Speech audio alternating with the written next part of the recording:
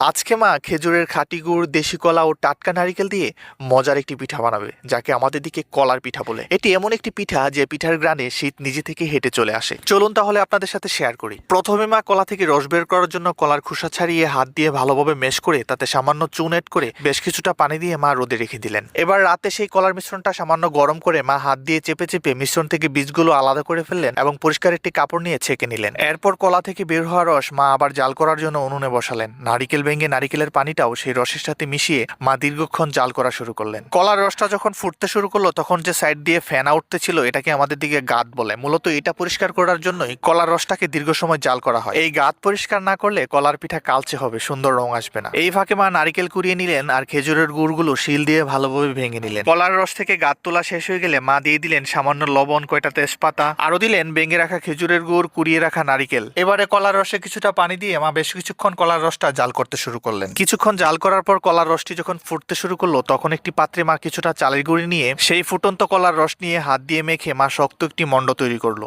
এবার হাতে কিছুটা গুঁড়া মেখে সেই মণ্ড থেকে অল্প একটু মিশ্রণ নিয়ে মা হাত দিয়ে ঘুরিয়ে ঘুরিয়ে সুন্দর করে পিঠার আকৃতি দিলেন এবং একে একে সেই ফুটন্ত গরম কলার রসে ঢেলে দিয়ে নাড়তে শুরু করলেন যাতে একটার সাথে একটা না লেগে যায়। এভাবে একে একে সবগুলো পিঠা বানানোর পর সবশেষে পিঠাতে ঘনত্ব আনার জন্য মা একটি পাত্রে সামান্য চালের গুঁড়ি নিয়ে সেটাতে কিছুটা কলার রস মিশিয়ে ভালোভাবে একটি সুজি তৈরি করে মা সেটি পিঠাতে ঢেলে দিলেন। এরপর বেশ কিছুক্ষণ জাল করার পর প্রত্যেকটা পিঠা ভিতর থেকে ভালোভাবে সিদ্ধ হলে মা উনুন থেকে পিঠার পাত্রটি ভালোভাবে নামিয়ে নিলেন এবং কাল সকালে ঠান্ডা ঠান্ডা পিঠা খাওয়ার জন্য বিভিন্ন পাত্রতে মা পিঠা বেড়ে নিলেন। সকাল হতেই পিঠার প্লেট নিয়ে আমি খেতে বসে পড়লাম। যেমন রং তেমন স্বাদ।